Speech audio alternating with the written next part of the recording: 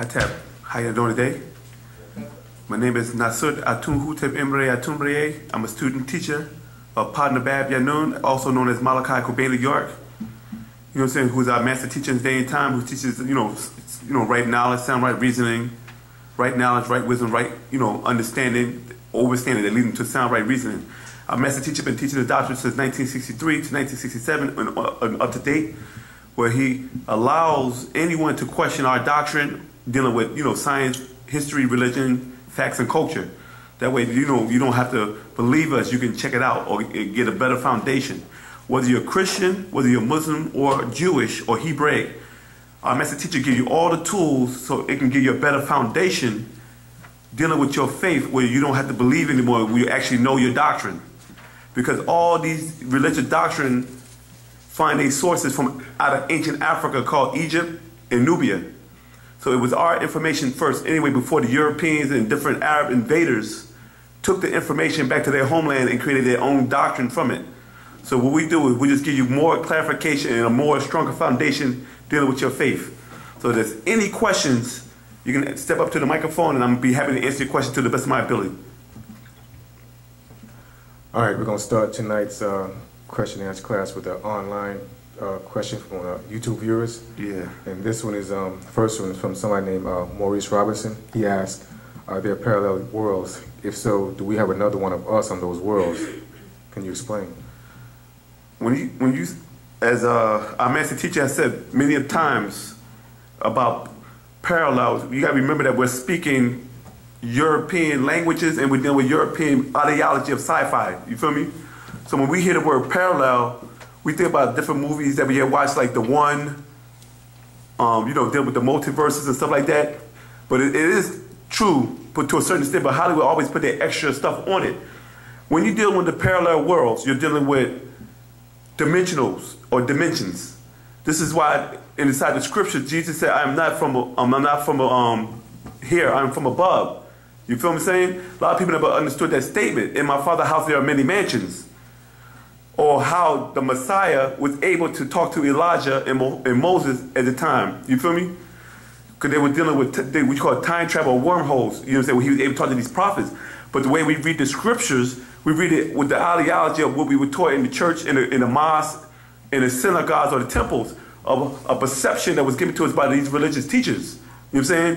When he talk about parallel, he's talking about your spiritual body or your spiritual counterpart. Because you got to remember that we're vibrating in the physical realm, we're physical.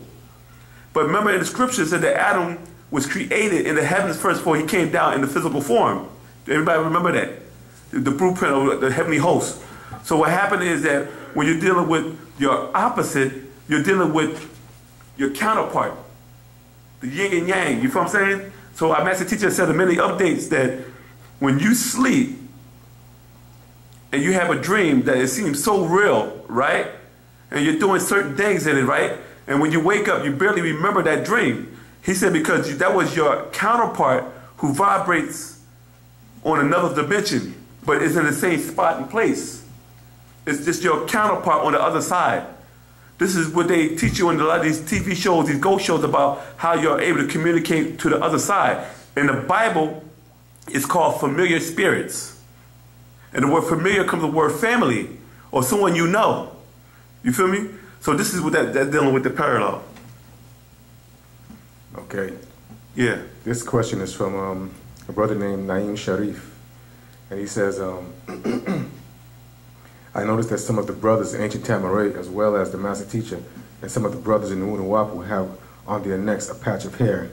Is that a symbolic meaning? You said on their neck? Yeah, I guess he's talking about the... Okay, I don't know about no patch. You got hair on your neck all the way back like that. That means you need a haircut. You hear me saying? No, what happened is what happened is this. We are a tribe. Even when you go into the Quran and the Bible, they got tribes. Am I right? Yes. You have the 12 tribes of what? Israel. And what happened is the Israelites would wear certain clothes to make a distinction from them and other tribes. Because me and you could look similar in look, because we are African or Nagado, right? But we have a different tribe and different species. So to make no confusion, we'll wear a certain type of clothes to make us separate from the other tribes. It's like, okay, he must be Zulu. But if I take off the Zulu clothes and put on clothes of a Ghanaian, oh, he must be from Ghana because of the clothes they wear. He's wearing kente cloth. Well, the Zulus are known for wearing different type of feathers and animal hide and leopard print around their body. You feel me? But certain Zulus, because they have a Bantu tribe, might have similar features to certain Ghanaian tribes. You feel me? So what happened is that we wore certain clothes. It's like when you see a Muslim, you say, okay, he must be a Muslim because he got on a jalabir, a long robe, in an imma, or you call it turban. You hear me?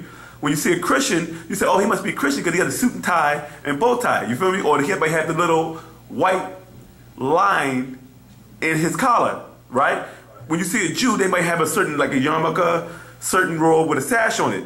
So those were what you call, this is how you identify your tribe, you feel me? Or your religion, you hear me?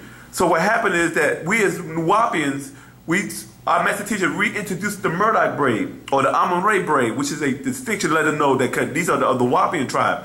This is not a new thing, because if you go back in ancient times in history in Africa, you find certain African tribes have certain type of hairstyles that identifies them with that tribe. You feel me? So you know what I'm saying? Like the Limba tribe. You know what I'm saying? They wear a copper tone type of metal and put it inside their hair and give us a reddish type of hair color. You feel me? Or the Sori tribe will cut most of their hair off. Or the Dinka might put certain type of scarifications on their face or tribal marks they call shuluks. You say they let you know, okay, they must be Dinka or they must be from Sudan because they have certain, or even certain Nigerian tribes have certain tribal marks that let you know this is my tribe. So in our tribe, because we don't do scarification like that. You know what I'm saying? Because that was something that was dealing with the ancient Ansars or the Nubian Islamic Hebrew mission when Pop first started with a certain tribe, members of our tribe used to have the shaluks. You know what I'm saying? But then we don't do that no more. You know what I'm saying? So we have a Murdoch. So if we don't have our crown, we'll have the tribal thing, like the sister will have the ISIS braid on the side, a Shet braid. You know what I'm saying? So when we out and about, people say, okay, that must be the Nuwaupians because I see the braid in the back, or I see the sisters with that in the high. It was just a tribal identification. Do anybody understand that? And this is why, and this is why we wear certain things, you know, to identify us. But the master teacher had more of a more deeper breakdown, but I haven't got that yet. But when he does, it'll be revealed to the public. Okay, Naim Sharif also asked, he said, which is more harmful to us as Nagaru? The Nagaru that are Uncle Toms and Aunt Jemimas, or the Nagaru that are Black Caucasians? Okay. Now, everybody in here are familiar with what Uncle Tom is, right? Right? Now, have you ever heard the word Black Caucasian before? No. Okay, I'm going to tell you what the Black Caucasian is. Uncle Tom is considered a sellout to his race, right? True. He does everything for the white man so he can get ahead in life. You know what I'm saying? The Black Caucasian is a black person who acts like a Caucasian and doesn't know it. Yeah, I'm pretty sure y'all familiar with that term. Yeah. Especially a lot of the older folks in here. You know what I'm saying? Because what happened when Dr. King was marching for our civil rights, he wasn't being attacked by the Uncle Toms. He was being attacked by Black Caucasians. Oh man, you need to stop doing that. You're causing trouble. You're causing problems. You know what I mean? Now was not the time. I've heard there was that. not. Yeah, exactly. So what happened is the Black Caucasian is so caught up in the Caucasian culture that he feels, oh, I'm not from Africa. I'm from America. I don't eat that. I don't like, you know. Their whole thing is that, oh, you know, it's white this, white that. I gotta have this. I gotta have that. It's always the money thing. You feel me? But what makes the Uncle Tom less dangerous is that the Uncle Tom is only concerned about himself and making it come up for himself. The Black Caucasian is more dangerous because it's almost all of us. What do you mean? You have more Black Caucasians than you have Uncle Toms. You feel me? Okay. Meaning that if you got 100 people in the room and you got one Uncle Tom, right? We know what he doing. Oh, you sellout. But you calling him a sellout and you wearing Louis Vuitton and Gucci and Prada and Tommy Hilfiger. And these people say, I don't want niggas wearing my clothes, but you still wear it anyway. You feel me? Yeah. So you're in denial, but you want to call this man a sellout, but you're actually a natural sellout. You just don't realize it. And when you have a whole bunch of them in the room saying, oh, I can't wear that African crap. I got to have on these jeans. I got to have the skinny jeans on. I got to have this, I got to have that. You feel me? So it's more of them. They hate their own culture. Exactly. And when you sit there and hate yourself and they fight each other, because when you act like the Caucasian, what do? The first thing Caucasian do, he's a warmonger. Sure. First thing is, oh, I'm going to kill you. This is what the stand the ground thing is about. What happened is the Caucasian spent millions of dollars in the music industry to get these rappers to get you to dress a certain way and then act a certain way, right? Sure. So when the Caucasians see you, I'm scared, and then pull out a gun to shoot you. You hear me? And they said, well, he was unarmed. I was watching a video overnight, and this guy was real belligerent and violent, and he moving and his gestures looks just like him. Was like the video, and in Your Honor, I was scared for my life, so I pulled out a gun and shot him. You hear me? And honestly, you know what? We'll have to drop the case, mistrial, acquittal. You hear me? The people get mad, like, oh, that's wrong. I said, but you didn't stop the mentality of the kid. And you don't watch what happens before they shot him. I'm not saying that the guy wasn't racist, because a lot of guys are racist, and they will use that as a justified mean. Okay, we got a tool now to kill these niggers. You hear me?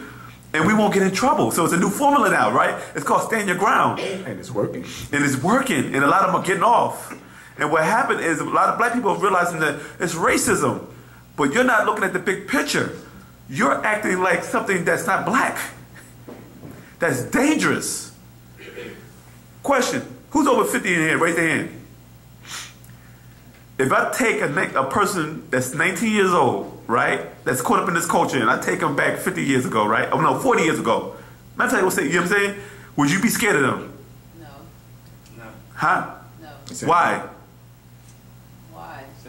Because look at the mentality. Yeah. They got tattoos that we never did back in the 40s, 50s, and 60s, right? They act a certain way, their pants are sagging. So I'm talking about if I take that mentality back in your time. Oh, their mentality? Yes. Would I be afraid? Exactly. Because you'd be like, I don't know what that is. Yeah. They're more violent. First of all, you say, I only saw that with the white people. But when you see a black person walking there with half his hair shaven, pants hanging out, tattoos over their body, piercing all in their face, and acting real belligerent, you'd be like, we don't act like that. But what happened, it took years and years and years, and now you're looking at a demon. And the person might not be a demon by birth, it's just that when you follow a certain culture, you're emulating a demon lifestyle. So then what happened is the Caucasian man will see him like, oh, this guy's a demon, and shoot him. Because these guys talk about, I'm selling cocaine, I have sex with all these hoes, and I got millions of dollars. You hear me? And any nigger come in my face, I'm going to shoot him. But if you was to close your eyes and take away the accent, you listen to a Klan member. So these now, you have became the black version of the Ku Klux Klan, you're a black Caucasian. Because the white man, if he came on the record and said, I shoot niggas, they would say, oh, that's racism. You hear me? But now you're looking at black on black racism. Because you got a black man acting like a Caucasian calling another black man a nigger. Now they got a problem with Nicki Minaj because she said looking ass niggers on a song, and they got a picture of Malcolm X looking out the window. But when the people realized, oh, you're desecrating one of the black leaders, she had to pull it down. But she knew what she was doing. She wanted publicity, and she got free publicity. Whether it's good or bad, it's always, publicity is good to them. You hear me? So a black Caucasian is much dangerous. If you watch World Star Hip Hop, you see black Caucasians on there every day. Yes, I've seen it. I've seen it. I mean, if you watch some of the movies they're doing, you're seeing that they're not even doing black love or anything. They're actually acting like Caucasians even in the movies. I was watching a movie called About Last Night with Kevin Hart. And in the movie, you start seeing the mentality. And he's sitting there taking shots and drinking. And we never did that back then. Yeah. But now they do that now. If you watch MTV, BET, Facebook, somebody always got a cup in their hand. Yeah, they're holding a bottle of champagne in their hand. We didn't do that back then. We used to have little wine. It was a little bit more classy, more elegant. Now it's like you got foam cups in you and drink. You know, niggerism. Okay. Okay. Yeah. This question is from a person named Barbie Buford. And Barbie asked, he said, I have a question regarding question asked class January 31st, 2014, and January 25th, 2014. He said, when the brother talked about the planet Risk, where exactly is the 19th galaxy Ilion in comparison to the 18th galaxy Milky Way? What happened is our master teacher put out a book called Risk and Ilion, Fact of Fiction, right? And he also put out star charts. What happened is the astrophysicists know about Risk, but they're not going to tell you about it. You hear me? The ancient Sumerians and the ancient Egyptians and the Mayans and the Dogon know about Risk, right? But they're not going to tell you about it. What happened, because you're using the English language, we had to use a word that you can relate to. What's it? Mazak, right? Merazak is the real name for it, right? Because you don't pronounce that tone. The master teacher had to put out numerous of books to show you where they had inside the Quran and certain texts. Because the word risk came from razak or razak, which means a provider. You know what I'm saying? So he was trying to show you these Arabic and Hebraic words were not really Semitic words. These were ancient words. They came from other languages. And what happened is, when you talk about risk, you talk about the heavens that they would mention inside these scriptures. Certain parts we talk about when it says in the book of Job 9 verse 9, it says, who made the constant, let's go to it. That way I can just be more precise. When I made the stars, the moons, and Son, who made the heavens, which is a plural. And he mentioned 4 constellations, which is Mezarus, Taurus, Pleiades, and Orion. And when you study astrophysics, when you study astrology or astronomy, those names are dealing with different star constellations. So we were taught heaven according to the Mount Olympus mentality that God sits in the cloud city and judge amongst the gods. But that's not what the Messiah was saying. He said, in my Father's house there are many mansions. He thought, my Father's universe there are many galaxies. And what happened is that when Jesus said, I am the bright and morning star, he was talking about the sun. And what happened is the planet Earth rotates every 2 hours and point to a different star constellation is when you get the 12 constellation or the 12 disciple story from. You feel me? Right. This is what you get the 12 hands on the clock. Because it's dealing with a different constellation. And every 2,000 years, the planet Earth goes through a different constellation, deal with the equinox of the center of the Earth, you know, or the wobble of the planet Earth that points to every constellation every 2,000 years. That's the last 2,000 years, we was in the age of Pisces, now we're in the age of Aquarius from the year 2000 and up. Until the next 2,000 years, going to another constellation. You feel what I'm saying? So what happened is that in the ancient times, when you look at the Orion's belt, you see it like this on the chart. You hear me? And what happened is, this is how you see it from a perception, from an angle. But what happened is the Caucasian said this is Orion's belt. But these are different stars that could be this far apart from each other, millions of years apart from each other, right? Miles, right? Because it's a distance, the distance, and you have different planets that will be in between these right here. But you can have a planet that's all the way over here, right? And it gets its light from this star right here, but not these stars because they're further away. So this solar system could be one solar system or how many planets in it. If one planet is being nurtured by one star, that's considered a solar system. It could be 9, it could be 1, it could be 2. You feel me? It can't be a solar system, there's no planets there, there'll just be a sun there. You feel me? So what happened is, when you're looking at Orion from this perspective, because we're in the Milky Way, Orion happened to be in with the 16th galaxy, if I'm not mistaken, right? This is the angle that goes vertical, right? But what happened is, on wrist, your 3 suns are like this in what you call a triangle motion. Because you're looking at it from another direction. You understand what I'm saying? Now, if I'm over here as a person looking at the stars at nighttime, you hear me? What's in front of me ain't a triangle effect. Because I'm looking at it from this direction. So I see a star here, a star here, and a star here. They get that illusion. Y'all understand that? Y'all follow me on that? Yeah. You hear me? Because of the angle where we're at, this is what happened. This is how it was called. It was risk. And what happened is coming through what you call the constellation of Orion. So the Caucasian was the one that came up with it. Oh, this is Orion's belt. But as the ancient ones, they call it different names. Some will call them Sirius A, B, and C. The Anunnaki will call it Shamash, Apsu, and Shamash, Apsu, and Utu. And the ancient Egyptian will call it Atun, Atun, and Amun. So what culture, everybody has a different name for the 3 suns, or they call the 3 great lights. You hear me? And this is why they said, right here, this is the pyramids of Giza, right? Our Father, who art in heaven, hallowed be thy name. Our kingdom come on earth. 1, 2, 3 pyramids, which is symbolic of what? The 3 belts of Orion, as it is in Orion or heaven. Because the word Orion comes from the Greek, the word heaven in Greek is the word Oranos, where the word Orion comes from. You hear me? So when it breaks down right here, this is the three sons, and the three manifestations on earth will be the three pyramids of Giza. And then you have the bright and morning sun, you hear me? What they call back in ancient Egyptian as Har-Re Amun, or Har-Aketri, right? But in the Greeks, they call him Jesus Christos, which you know as Jesus Christ, and the 12 disciples, or the 12 constellations of the stars. So the bright and morning sun, we all know it's the sun. As the son of man shall rise in the east, he shall rise in the west. So the coming of man shall come. You feel me? So that when the sun rises in the east, it goes into the west. And the first part of the word sun, in ancient time, when you say the Latin, is the word soul. And the second part, when you go into the Hindu doctrine, is the word Om, which is symbolic of the soul, or the Big Bang sound of when the sun was created. And when you go into the Greek language, the word for it is the word On. When you put it together, you got it what? Solomon. Yeah, Solomon. You know what I'm saying? This is our ancient teaching, but what happened is it was given to you as a lesser mystery by the Caucasian race so he can power up his magic. So he can get your spiritual powers to put the power up his power.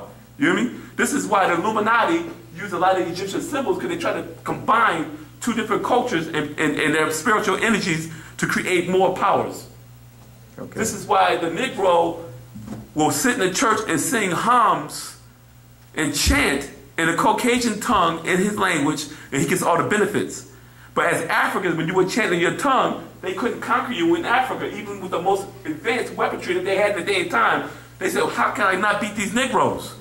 You know, they got bows and arrows. When they invaded Ghana, with the Ghana Wars, when they invaded the Mati, with the Mati Wars, the British, the Zulus, they were always defeating them.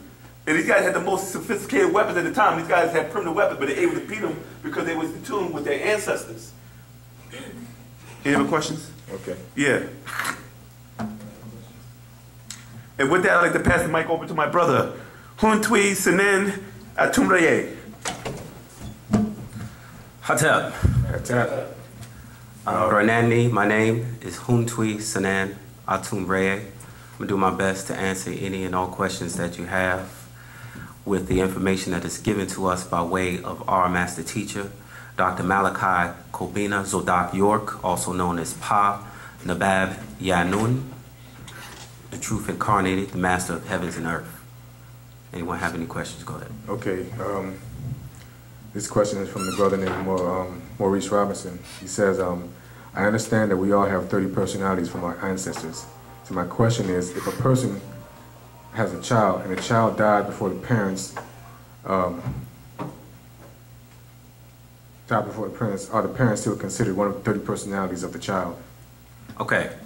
What you're making reference to is something that the master teacher has presented to us, which is something that is not taught by anyone.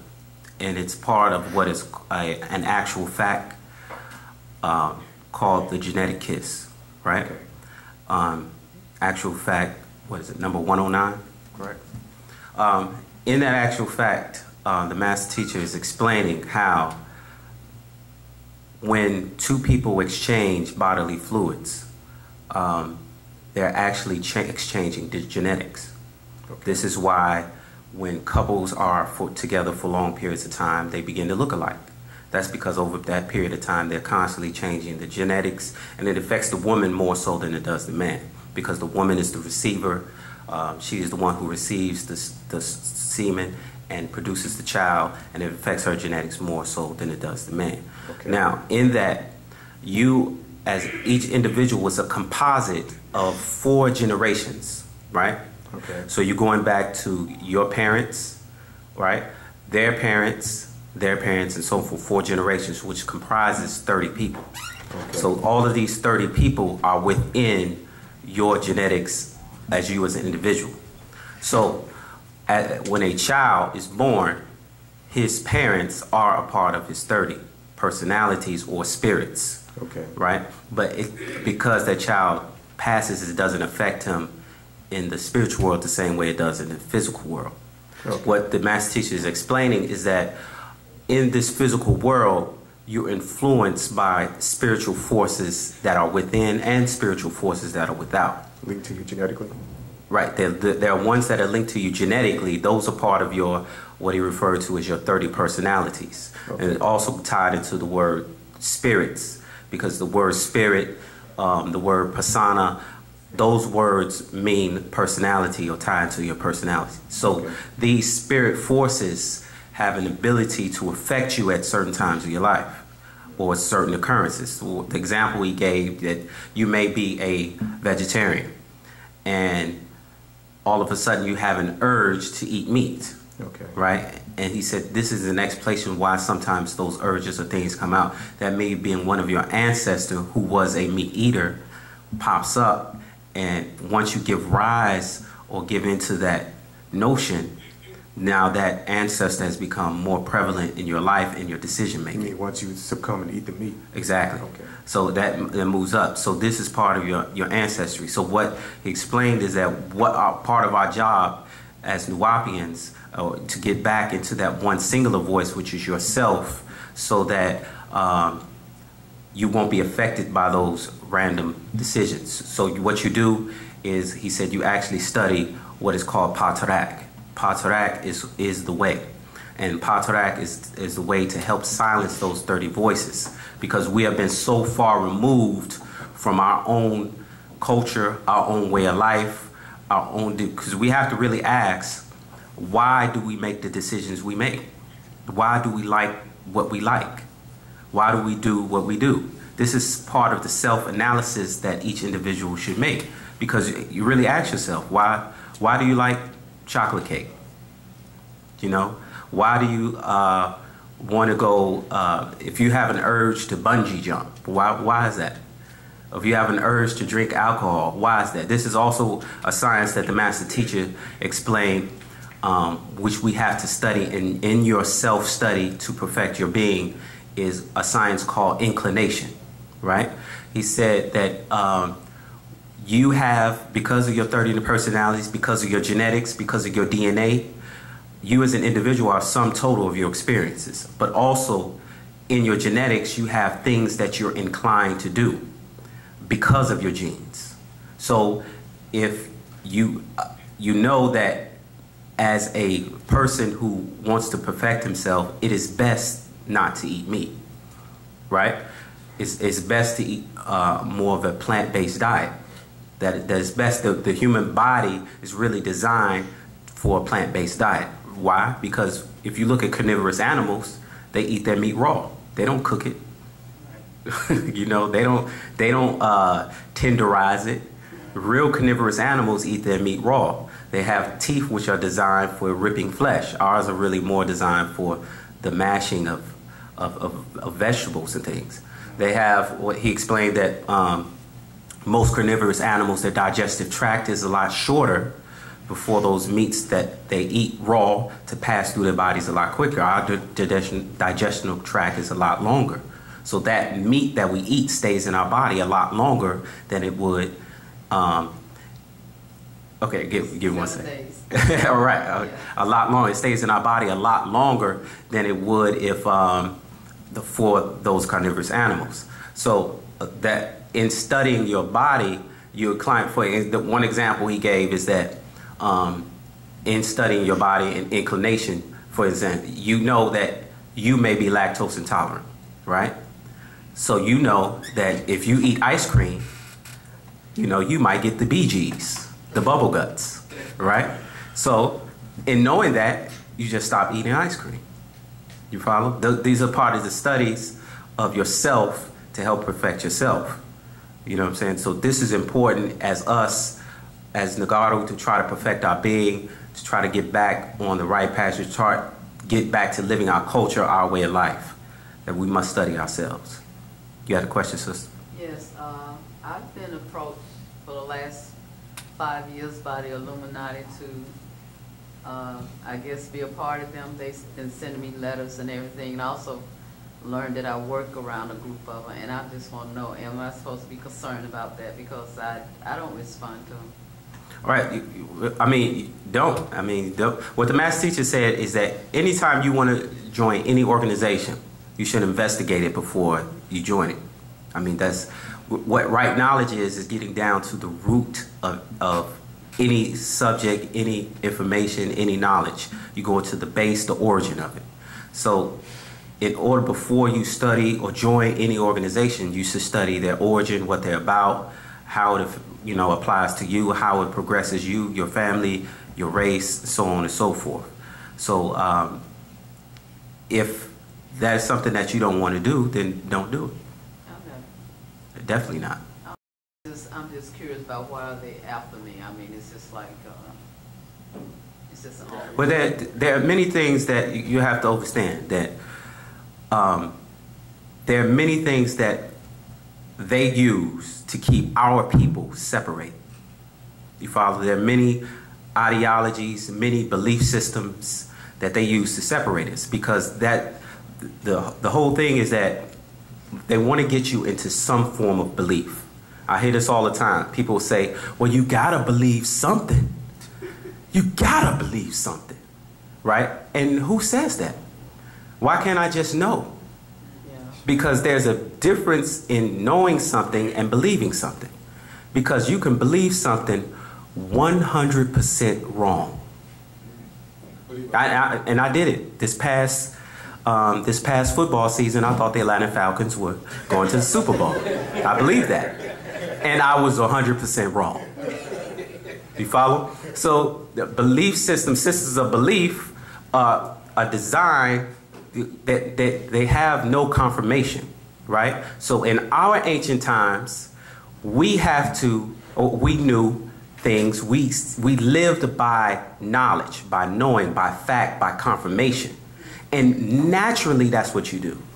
You follow? When you get up in the morning, you set your alarm clock at a certain time. You follow? So that it would make a sound that would create an adrenaline rush in your body to cause you to wake up. Well, I don't use them. So. Right. I mean, I'm not saying you, but we know some people have the ability, because they have a set schedule, the body's rhythms are designed to wake up at a certain time every day, by pattern, by habit, and things of that nature. But the fact is that you set your clock, you use the fact to say, I'm gonna wake up at 7:30. You set your alarm clock. Alarm clock goes off at 7:30. That's a fact. You follow? You go to your car, you know your car will start. It's a fact, because as long as the conditions of your car were the same when you started it the day before, there's gas in it, the battery is good, you know for a fact that it's going to start. You follow? These are people. I say this all the time, that really people are more cautious with their money than they are with their soul. Because if I ask a person to give me $1,000, I'm invested, and give you $10,000 back, you'd be like, wait, what you mean? How you gonna invest it? How am I gonna get my money back? You follow? But if I tell you, okay, just believe this and you're gonna go to heaven, and people have been accustomed to accept that without confirmation as to why or how that's gonna happen. You follow? So we have to get back to living by knowing things as opposed to getting by believing. So I need to get more knowledge about their group.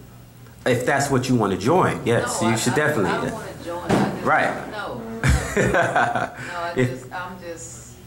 I guess I'm just curious why they keep petitioning me. You know. Okay, what specific organization is trying to get you The to? Illuminati. Okay, it's known as the Illuminati. No, it's them. It's actually them. Okay, you must be an important person. I don't know about that. Yeah, but like I said, any organization that before you join, you should investigate it. I'm not thinking about joining. I think they want me to join. I'm just not, you know. Right. Okay. Appreciate you, sister. Go ahead with your question. Kind of piggybacking on what she was talking about, because I'd like some more clarification about that. Okay, go ahead. Is there just like one branch called Illuminati, or would it be different separate groups that would be entertained into the division branch of Illuminati? Like, you might necessarily not be called Illuminati, you might be this here, that there, you know, so there are many different branches. But what you have to realize is that when you really look at religious doctrines, they are the Illuminati, because they say that Allah is the light of the heavens and the earth. They'll say God is light. You follow? They'll say Jesus is the bright and morning star.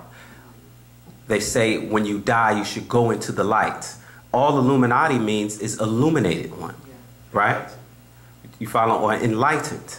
You follow? So this is one of the things that the master teacher is bringing forth, is that really true intelligence starts in darkness. You follow? He said that when you go to Genesis 1:1, and it says, in the beginning God created the heavens and the earth was without form and void, and darkness was upon the face of the deep. And God said, what? Let there be light.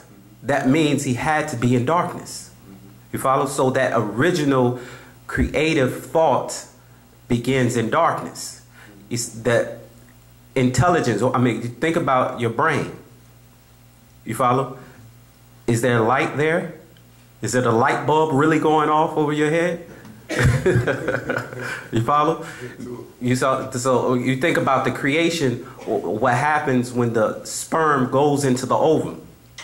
You follow? Does the sperms have a light bulb or a flashlight going through the womb? No, all of that happens in darkness. You follow? So the original creative forces really work in darkness. If you look at the vastness of space, for instance, right? And you look at the billions of stars, it's still dark. Space is still dark. It's not illuminated.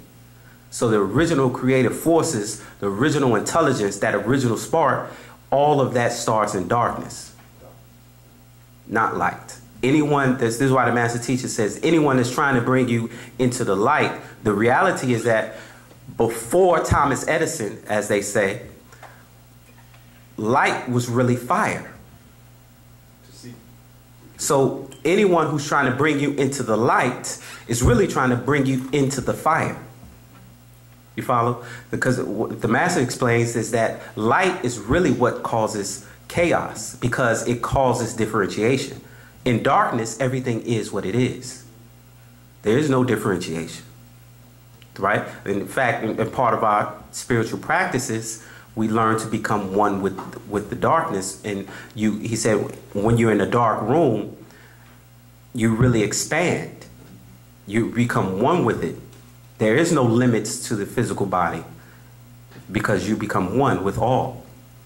You follow? So when you're talking about the Illuminati, again, yes, there are many different branches or sects of the Illuminati, going into many different orders that deal with that light or illumination. There are many different orders within it. So it's not, the Illuminati is really a generic term. You know what I mean? All right. Tawu. Any other questions? All right, I have a question from an online viewer named R.C. Stevens. He says, was there a Garden of Eden, Adam and Eve, and a devil or serpent? Okay. All right. When you're talking about the Garden of Eden, right, or you're talking about Adam and Eve, what the master's teacher, Dr. Malachi Kobina Zodak York, Panabab Yanun, has explained is that there was really more than one Adam, right? So? Your Adam of your Bible that you're making reference to is the creation of the Caucasian race, right? Because he explained that the word Adam in itself really is the same word as Edom, right? Okay. And that word Edom and Adam are the same root letters. And remember, in your original Aramaic, before they came with this Yiddish they call Hebrew, that Aramaic had no vowels. Okay. So the letters, the word Adam and the word Edom were the same. Identical. Right. So that word Edom really means red, ruddy, which is a description of that being Adam that was created in that Garden of Eden story. Again, this is but you have to remember that again there was different Adams. Noah was an Adam, so to speak. Canaan was an Adam, so to speak. So there were different Adams, which represented different periods of creation of that again, going to the Caucasian race. I can see what you mean, because with Noah, when the earth, so to say, was destroyed by water, he was given the same commandment as Adam. Exactly. He was given the same commandments to be fruitful and multiply. And refill the earth. And refill the earth, correct. So he was an Adam-type character, or first of his kind, or being that was responsible for procreation. So yes, there was an Adam and Eve, not specifically by that name, but there was an Adam and Eve, there was a Garden of Eden story. Okay. But again, what's important though is for us to realize that that had nothing to do with us, right? Because this is talking about what happened in the Mesopotamian region, right? The basis of these religions that we have accepted here in the West, from Islam, which came out of Christianity, which came out of Judaism, all which came out of the Babylonian teachings, which came out of ancient Sumeria, all tie into that Mesopotamian region, which had nothing to do with us. We are from Africa. We evolved out of the Nile. That had nothing to do with that Mesopotamian region. Okay. All right. Brother had a question. Yeah, just to piggyback on that, the Garden of Eden story. It says in the Bible, it says something about it was guarded. The garden was guarded by two cherubim and the cherubim. Right. Could you elaborate? Well, that's an important point, because this is part of the problem with that whole creation story. First of all, you have to understand that according to what we taught, God is an all-knowing, ever-present being that sees everything, knows everything, right? Even before it happens. Say it again? Even before it happens. Even before it happens, right? So he knows everything past, present, future. Now, in this perspective, this makes the whole story, it's baffling that a God would make a creation not only knowing, because this is an important part that people miss about the whole Garden of Eden story. When Adam and Eve were placed in the garden and told they could eat everything, all the trees, all the fruits, except for the tree which gave them knowledge of good and evil, right? They could have ate everything, right? So what that means is they didn't know what good and evil was. Right. They didn't have knowledge of that. Mm-hmm. So you're telling me that God is not smart enough to know that they didn't know what good and evil was, and he wasn't smart enough to know he should have put the guards or the cherubs in the garden before the serpent got there, not after. Or at the tree. Right, or around the tree or something. But this is all into the point of the matter that the master teacher is trying to make, is that concept of God we've been given is wrong. One of the things he explained is that God didn't make man in his image and after his likeness. It was the other way around. Man made God in his image and after his likeness. You follow? And he gave him all these extraordinary attributes, because if you listen to two people talk about their God, it's like two little children talking about their father. My daddy can beat your daddy. No, my daddy's stronger than your daddy. You follow what I'm saying? Right. So they give him all these exaggerated attributes, when the reality is that these stories are far away from natural nature and how things really evolve and really grow. You follow? So that whole story, again, lets you know that the concept of God that we have been given doesn't fit. Because even after the story is, one of the interesting parts is to let you know this God has nothing to do with us, is that after Adam and Eve ate from the tree and basically disobeyed the commandment God gave them, right? God says what? Now man has become like one of us after he disobeyed. Right. You follow? Right. That's interesting, isn't it? Yeah.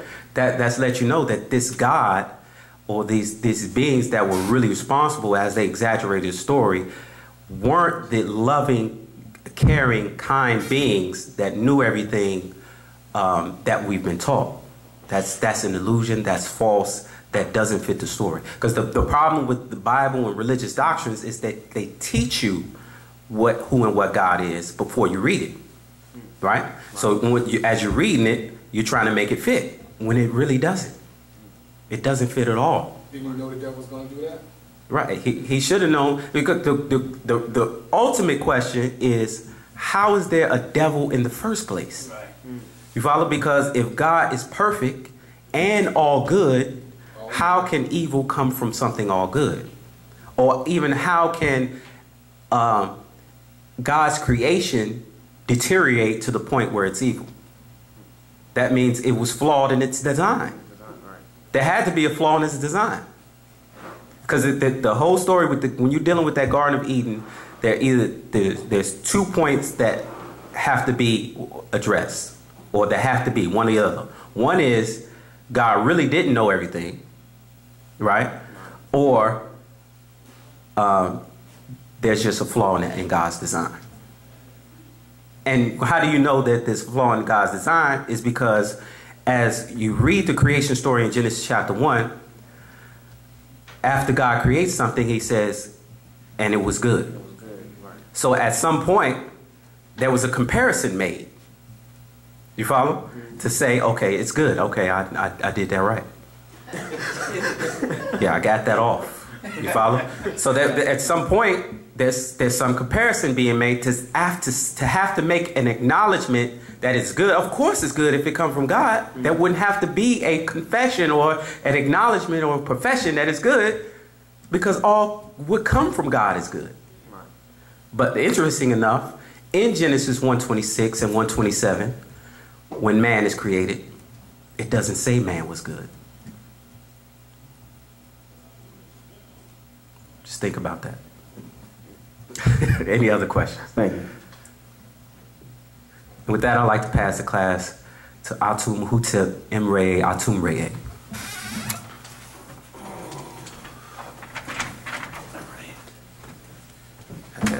Yes. Any questions? Yes. This is from the online viewer named Corey G. He asked, he said, who was the two rulers before Menes, somebody in Egypt? And it's Anu, Anastar, Ogun. Ogun, is he Reye? Repeat that one more time, please. He wants to know who were the two rulers, because he's asking 3 questions. First one is, who were the two rulers before Menes? Let me see. Hold on a second. He said when he said two rulers, what do you mean? That's all he says. Who were the? You talk about Menes, the first dynasty of Egypt? Yeah. Let me see if I'm I not guess mistaken. he's trying to go pre-dynastic. If you go into the book, let me see, Jesus Guide, page 80, we got a chart in that book where it says, here are the listings of the dynasties. In the pre-dynastic period, 45,000 years through 31,550 BC, the Khada the first was known as Amratian, the Khada the second Gersenian, and the Khada the third Gersenian. That was before the Menes, also known as Saigon the second, started the first dynasties. What happened, a lot of people don't understand it as Saigon or Nimrod, or also aka Menes in the Bible, you known as Enoch or Adapha, right? Right. Was working with Enlil, which is the Anunnaki. Anunnaki is not a tribe and it's not a species. It's an event. When the ruler of that federation sent beings, no matter what species they are, they came to Earth.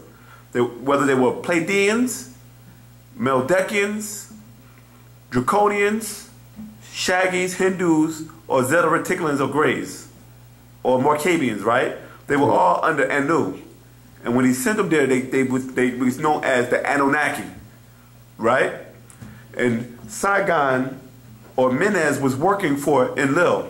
Why was he working for him? Because it was easier for them to get into Africa. They just wanted to get into Africa and kidnap the Africans, Pataites. Why?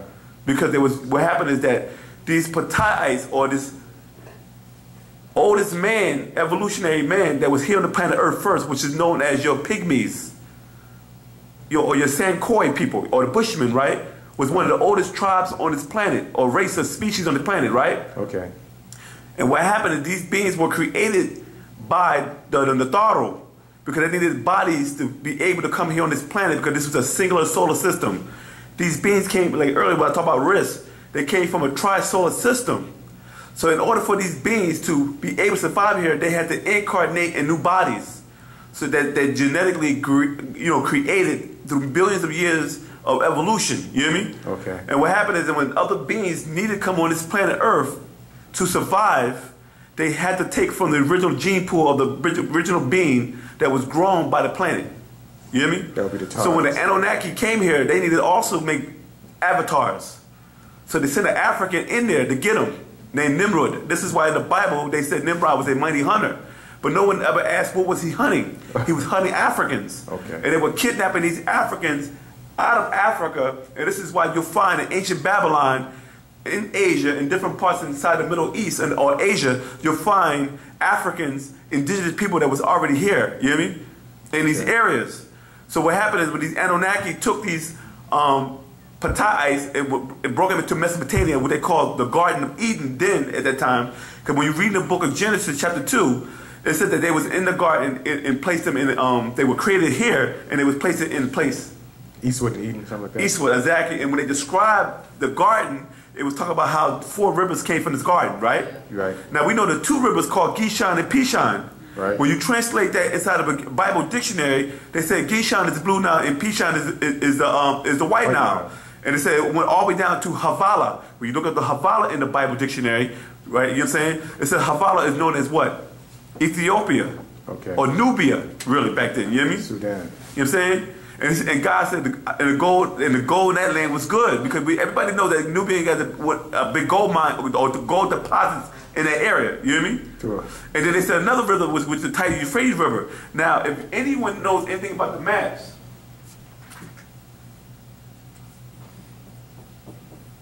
that is the Blue Nile.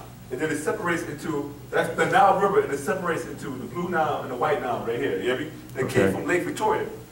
You hear me? You see? Now you have over here, which you call the Red Sea.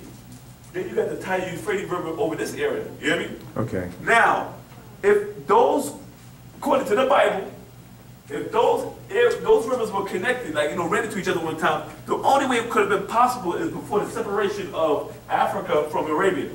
Oh, okay. You know what I'm saying? I see. This is why the ancient maps, in the ancient maps, there was no Red Sea back then.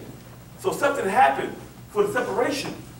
And this is one of the things that our master teacher was talking about years ago, about what happened when the war between the 2 brothers was going on. They was hitting areas with plutonium bombs, which caused this to separate from the 2 continents. Back then it was called Pangea. Anybody familiar with that? The supercontinent. Yeah. What happened is the war between the 2 brothers, Enki and Lil, was going on. They were bombing places and they caused a separation. And people said, well, how that's possible? The same way it was possible for the Caucasian to go down into Panama and slice pieces of land, what they call the Panama Canal, where they was able to dig it out. Right? Yeah. You know what I'm saying? And the waters was able to, that way they don't have to make a journey all the way from around Brazil. the continent to get through. So they cut a slit, they went through hundreds of, I think about a couple hundred thousand of land, miles, yeah. just to go right through the Panama and to create the Panama Canal. Anybody familiar with that? Yeah. You know what I'm saying? And what happened is Nimrod was going there and bringing them back. So when they were taking these Pataites, that's why if reading the holy tablets, it said that Ptah was from the Bushmen. Pygmies. Okay. Right? And they said Anat was from the Havilaites, the Cushite tribe. You hear me? Okay. Those are 2 different species of pygmies, right? One of them had more Romardi in them, the other one had another reptilian in them. You hear me? But it was 2 different type of Bushmen. You said what you call the ancient Ogdogs that came out of the waters. You know what I'm saying? So what happened is that when these beings were being abducted, they were being transported to Mesopotamia and Sumeria so they can breed from their genes and create Adam. That's why they said Adam was the black devil back then. You know what I'm saying? And they say it was a ruddy race, but Adam was of the Wu-nuwaup, or what you call the Hindu seed. And if anything studied about the Caucasians' history, when you go back to Scandinavia and the Nordics or the Celtics in them, they find their roots out of India because they were the albino race of the Hindu race. You feel what I'm saying? Okay. So this is why they were taking these beings. This is why it's said that all races came from out of us. So anytime a species comes to this planet Earth, they got to come to our bloodline to create an avatar or clone or body for them to incarnate on this planet. Okay. And was the other question? Was Anu? Yes, he was a draconian. One was Anu or Natharu. No, he was not a Natharu. No. Natharu or the descendants of the original native Riskians. Anu came to Risk, or his ancestors came to Risk, right? Anu's ancestors came to Risk when Sirius B, I think it was Sirius A or Sirius B, one of the stars collapsed. Oh, that's the And the Riskians took them in. And they lived on the continent called Delrakina for a long period of time. But they got to the point that they wanted to rule. So that's why the master teacher said it depends on who's telling the story, right? When we were studying in the school of the Sumerians under the holy tablets, we would thought Anu was our creator, but that was the school that we was in. But you would never accept the Anu story unless the master teacher put you in there. So what happened is the Anunnaki story was their perspective of their creation. That's why they said Anu was the most high. He's not going to tell you, the Russian president ain't going to tell you that the American president is on his level or equivalent to him, because it's his story. So they were the Khazars, you know what I'm saying? So when Anu or the Anunnaki or the ancient Sumerian was telling that side of the story, their most high or the highest ranking deity or being in that day and time will be the deity called Anu. Okay. Just like in Christianity, the highest deity will be who? Jesus Christ. In the Quran, there'll be Muhammad or Allah, you feel me? Okay. And so on, you know what I'm saying? The highest deity. You know what I'm saying? So the highest deity in their story will be Anu. Okay, that makes sense. And he was a draconian, a humanoid draconian. That's why if you look at the book of Man from Planet Risk, where it gives you a description of the Anunnaki and the Riskians, Wu-nuwaup put two different diagrams of the same species that were one and the same. Yeah, that makes sense. So he showed you right there that the guys were not the same, or he wouldn't have two different diagrams if they were the same species. Sure. Yeah. All right, his last question is Ogun Reye? I can't answer that question right now. You talk about Ogun dealing with the Orisha? Yeah, I think he's talking about the Orisha. Reye, you talk about Reye, the son of Noah? He says, the third son of Noah, right? Ogun. No, I mean the fourth son of Noah. Noah had three sons. No, he just said... oh, you talk about Reye as in ancient Egypt, Ray, R-A-Y-A, Reye. No. No? Okay. Ogun will be equivalent to Amun-Re. Is that right? Ogun is the god of metal and thunder, right? Yeah. He will be, he's not. All right, let me explain to you like this about equivalence. Equivalence deals with the word equal, right? What happened is a lot of people get confused that Enki and Ptah are the same being. They're not. They're not the same being, but they are equal in power. You feel me? Okay. Ogun and Reye are not the same being, but they will be equal as in the similarities of their story. Because Murdoch will be known as the god of water and metal also in his day and time. You know what I'm saying? Or create a being of or the craftsmanship. Okay. You know what I'm saying? So what happened is, this is what happens when you travel the world. The Riskians' story starts in the Nile civilization. The Anunnaki story starts in the Mesopotamian civilization, area. You feel me? Every being had their own history. You know what I mean? But what happened is they needed to cast a spell on the ancient Nagaru or Negroids of this planet Earth because we were spread about. So in order for them to cast a spell of Leviathan on you, they had to take pieces of your story, change it around, and then give it right back to you. You would never accept the Jesus story in its original, in the state that it is in, if you have known the original African story first. A lot of people don't understand is that they want to be Israelites so bad, they want to be this so bad, but they never went back to the beginning of where the information came from. Egypt. The thing is that people think that God gave the Israelites all the information. That's not true. They didn't get no information. They got commandments. Because when you look at the book of Genesis, when Abraham came to Egypt, their civilization was already established. True. That means they already had the science, they had the medicine, they had this, they had that. Even your biblical stories were on the walls of Egypt first. But what happened is that when Enlil came down and they were speaking his language, he started giving them his version of our story. Because he knew that you would accept it easily. You hear me? Because what happened is as black people, when you read this Bible as a child, when you were taught this by your mother's mother, right? The first thing you say, well, who created God? And where did God come from? And she says, well, I can't tell you that. Only God knows that. God is the Alpha and Omega. But then you start asking questions like, well, the beginning of what? And when does he end? And what color is he? And how can God be a spiritual if he's asking for human sacrifices? And how can God be a spirit when he wrote down the commandments on the tablets? So a child is asking these simple, complex questions, but you can't answer them as an adult. Oh, something must be wrong with you. You must be possessed. And so on. Next, the child said, well, you're going to go to hell if you keep asking questions like this. So now you put the fear of God in your child and terrified them. They said, well, what's hell? It's a lake of fire. And the child doesn't understand what fire is until it walks up to the stove while mama's cooking and touches it. Oh, let me just put some ointment on it, and you be like, oh, that burned, right? And it hurt you, and the child cried, right?